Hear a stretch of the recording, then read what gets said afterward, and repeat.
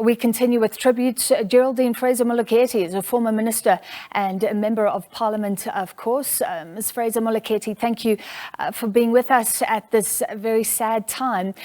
So many things have been repeated, dignity, but also her power as a gender activist. And she was a very prominent woman in that role early on, and many women have followed. I'd love to know if she inspired you. Thank you very much, Francis, for this opportunity.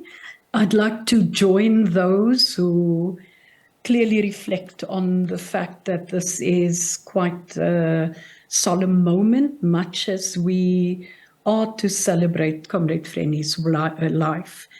Gender activist, yes, she, as pointed out by the Secretary General of the ANC, in this history of the movement and her involvement in the movement, she very clearly ensured that the whole issue of gender equality and the role of women in all sectors of society, that should come through. And Comrade Frene was quite relentless on this. She made sure that the ANC dealt with this in a serious way. And she was, as was mentioned, one of the founder of the National Women's Coalition. She was also responsible for the formulation of the Women's Charter that in turn informed the Constitution that we have today. And there's no question that it's far-reaching. But I wanted to raise one additional point of her as a speaker. And I want to use her words in this respect.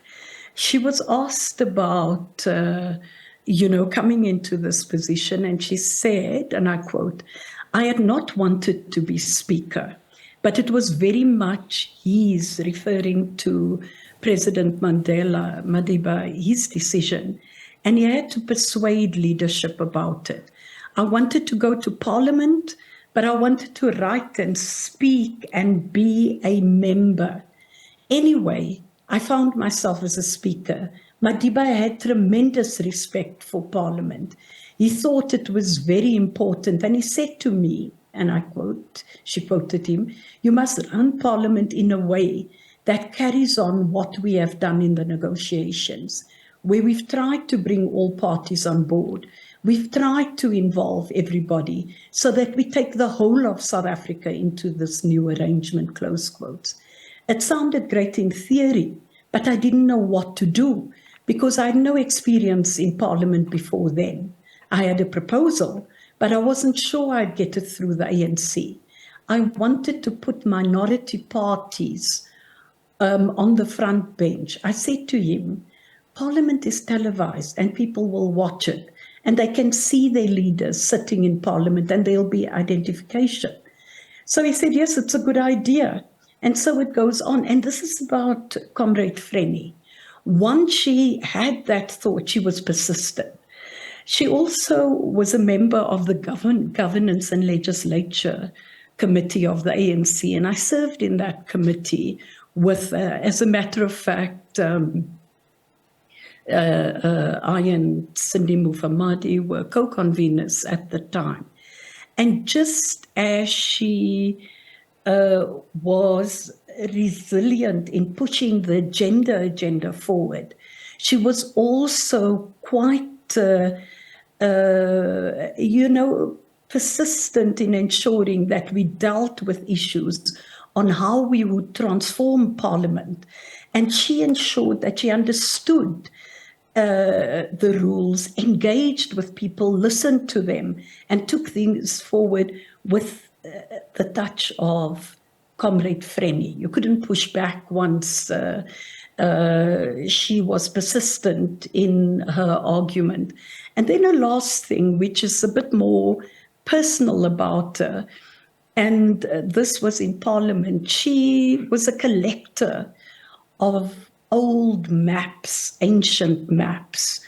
And she had put up some of that collection in her office. And this also reflected on the way in which she saw the world, because those maps also had a different approach on what was seen as the geopolitical center at the point. I mean, of course, it was dismissed, some of those maps, but there were many others that may actually reflect on where we see a future geopolitical reality.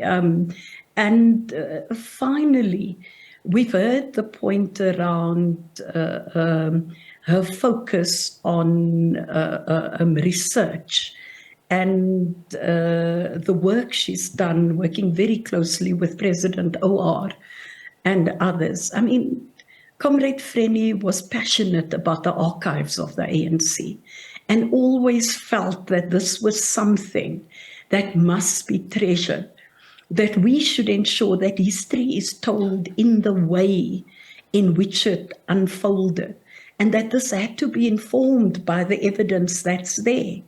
And in addition to that, she always ensured that she involved women, even if there may have been differences on that, bringing them to the center, ensuring that they were able to participate. So I'll conclude by saying, look at the Women's Charter, its existence in our Constitution. Look at what the first democratic parliament evolved into. Look at the power of the first woman speaker of that parliament. Look at the future of a non-racial, non-sexist South Africa. We're not fully there yet. We still have to be there. And that's why we celebrate Comrade Frene through saying, let's carry the flag. Let's, as was said in the past, let's pick up the baton, take that baton forward, and in her words, ensure that we reflect this country to be what the Freedom Charter envisaged. And what the Women's Charter, through the involvement of all women from different sectors of society in South Africa, and also, I said I was concluding, but I must say, she was part of the leadership of the delegation to Beijing. There was a delegation that was led by the then Minister of Health, Nkosazana Dlamini-Zuma. I was the deputy leader of that delegation.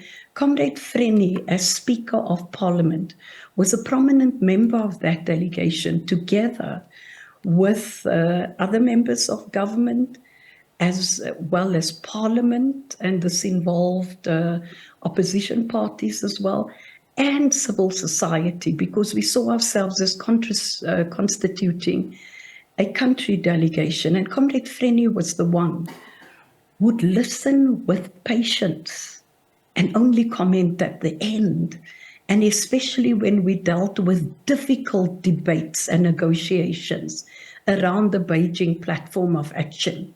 She's amongst those who should be counted as having carried that flag of South Africa as that first woman speaker as well.